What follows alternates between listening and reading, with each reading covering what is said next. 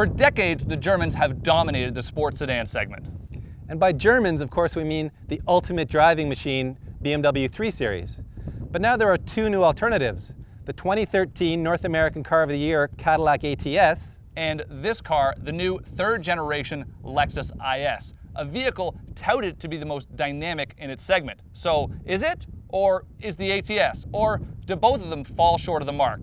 That's what we're here to find out.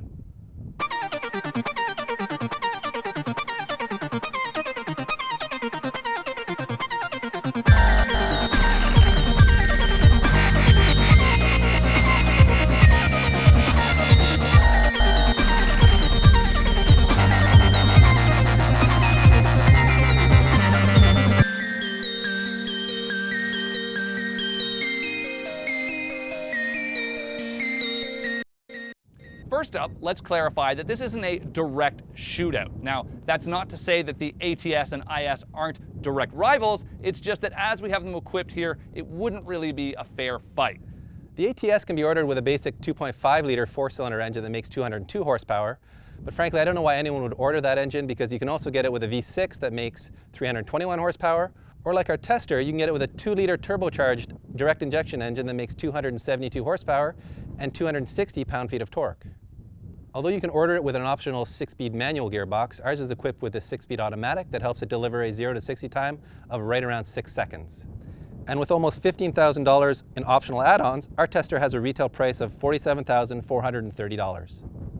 While almost everything about the 2014 IS is new, unfortunately, the engines are not. Now, our IS350 model is powered by a 3.5-liter V6. Making 306 horsepower and 277 foot-pounds of torque.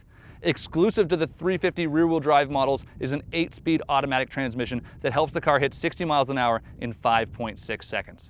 While smaller engines get as good as 21 miles per gallon in the city and 30 on the highway, the big V6 delivers 19 city and 26 highway. Pricing for the 2014 IS starts at $35,950, with the rear-wheel drive 350 at $39,465, plus $3,620 for this F-Sport package.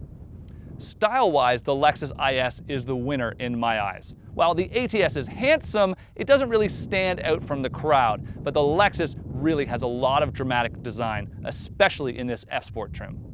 Included in that package are 18-inch wheels and some summer high-performance tires, an F-Sport aero kit with highlights being the huge front grille with no bar slicing it in half, and I have to mention the quality of the paint. Always a strong suit for Lexus, this Matador red mica shade is a perfect example. There is one controversial aspect to the IS, however, and that's the daytime running lights. They're separate from the actual headlights and look like little Nike swooshes. Admittedly odd, it all makes sense once the sun starts to set and those LEDs light up. I agree with Colin. I think the Lexus is the more dynamic looking of the two. For me, the Cadillac's still just a little bit too conservative looking, and the headlights, those vertical headlights, just maybe a little old manish even. But I do really like the overall proportions of it, and it's surprisingly compact for a Cadillac.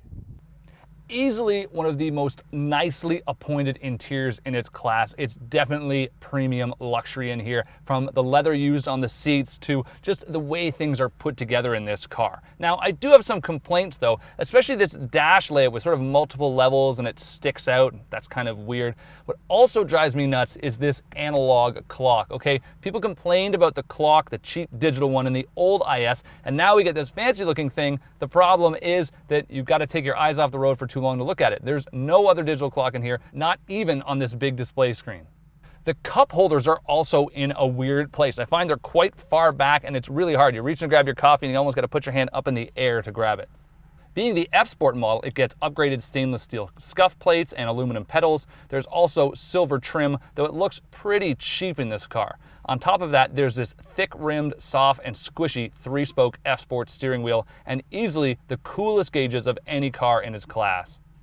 Inspired by the gauges on the LFA, watch this. You just press this button on the steering wheel, the center gauge slides over, opening up a bunch of other side screens. The way it moves across is so cool. So for me, the Cadillac's interior is kind of a mixture of highs and lows. I really love the aluminum accents with the Cadillac symbols on it, and the center has this really clean design. The touchscreen, however, is really slow to react, and it leaves finger marks very easily. This interior trim package is a little bit plain, but you can get it with a beautiful red leather interior and carbon accents, which I really like. Outside of that, I really like the center storage, and as far as rear legroom goes, not so good. The gauges for me too are a little bit old school, especially compared to the Lexus, which have really beautiful modern display. Outside of that, I mean, it's a nice place to be. I don't know if it's up to the same level of the Lexus as far as leather quality. The leather in here looks really good, but it's not the same sort of soft touch.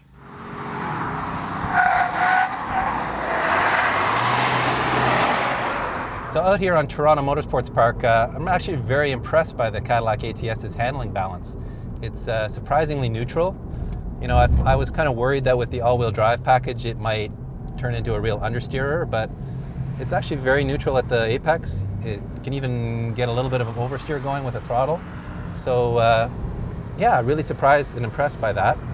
And I'm also really pleased with the steering. It's very precise and easy to put the car where I want it. It never tries to push offline. I don't feel like I'm having to use more steering input that I want to. So yeah, all in all, I'm really happy with the way Cadillac's sorted that part of the chassis. I'm also really impressed by the brakes. I must say these Brembo front brakes do a great job. We haven't had any brake fade issues at all in the Cadillac, and that's pretty unusual here. This track is really hard on brakes. It puts a lot of heat into it. So to not see any brake fade, especially in a car this size and this weight, very impressed by that. On the downside, this little 2-liter turbocharged engine really isn't quite enough power for the chassis. I mean, it just, you know, it's very hard to get it to oversteer on the throttle, and it just feels like it's running out of steam at the top end. So to me, this car would really come alive with the V6. The 6-speed automatic gearbox in this car is also a pretty big limiting factor as far as it being a really great track car. It's more willing to hold its gear than the Lexus is, but it'll still upshift on you sometimes when you don't want to. So when you're coming out of a corner, it might upshift and really, you know, you lose your momentum. It also overheated on us in a couple of laps, and in fact, we started to get a binging noise and a text message on the dash here saying, transmission overheating, take action now. So obviously we had to cool it down. So, you know, as far as being a track day car or a lapping day car, I think you really have to have the manual gearbox. One other little nitpick is with the turbo motor, especially in temperatures like we have here, we're seeing 91 degrees here on the dash. The engine does get hot really quickly. So as with any turbo motor, it gets heat soaked and you lose power pretty quickly. So in a lap or two around here, we really start to feel the power drop off. So as far as setting a hot lap around here, we have to try to get it done on the first lap or two. As I said earlier, this isn't about time lapse, although we'll be sure to share that information with you too. It's more about just feeling the differences between these two sports sedans. Now, Lexus has been trying to beat the BMW 3 Series at its own game since the start. In fact, the very first IS actually had an inline-6 engine, which is just how far Lexus went. But now you have a choice of two V6s. The 3.5-liter V6 in this car is far superior to the embarrassing piece of engineering that is the 2.5-liter V6. And even then, it doesn't quite stack up to BMW's turbocharged inline 6-cylinder engine, which is both more powerful and more fuel efficient. The naturally aspirated V6 does, however, sound pretty solid thanks to this intake resonator. Comparing it to the turbocharged motor we have in the ATS, and this definitely has better pull up top, and you can really feel it on the straightaways. The brakes are surprisingly good on this car with a really nice pedal feel, whereas on the ATS you find once you get down to the bottom of the pedal, it gets pretty squishy and you're not totally sure what's going on. Thanks to the upgraded F-Sport pads, we've also had zero fading on this car, which is surprising because that never happens at this track. Body roll on this car is significantly less than it is on the ATS. You don't feel it bouncing around. The chassis overall feels a lot stiffer, and it just is a nice planted feeling here on the track. The turn-in response on this car is actually really nice. It has those high-performance 18-inch tires. They're lower profile on the front, and especially on the rear, it's the most noticeable where they're 3 sizes wider. Unfortunately, this car suffers from some pretty severe understeer, and so much so I'd wish they put those 255s on the front of the car. And that's a real shame because overall it feels a lot quicker and more planted on the track than the ATS until you get to that understeer point, and then it feels a lot worse. The 8-speed automatic transmission in this car should be one of its highlights, but Unfortunately, it's one of its biggest drawbacks. Now, the reason for that is that it wants to upshift as soon as you get a little bit of wheel spin. So it really means that you can't steer this car with the throttle, which is kind of the whole point of a sports sedan. Another problem with that transmission is that it overheated on us here today at the track, the same issue we had with the ATS, which I will admit, it is swelteringly hot out here. On this sweltering 90-degree day, the temperature certainly played a factor in the lap times. Yeah, it's true. And the Lexus with an overheating transmission did pull off a pretty good lap time, though, a 1:26.6. And the even more overheating ATS put in a 1:29.1. Now, we'd both agree that the IS would have won regardless, but I think such a hot day made the gap between this car and the turbocharged Cadillac that much more significant. Really, for the turbocharged ATS to be competitive here today, it either needed to be the rear-wheel drive manual gearbox model or at least a V6. Yes, the IS handily beat the much less potent ATS, but dynamically it still feels like it comes up short against the BMW 3 Series.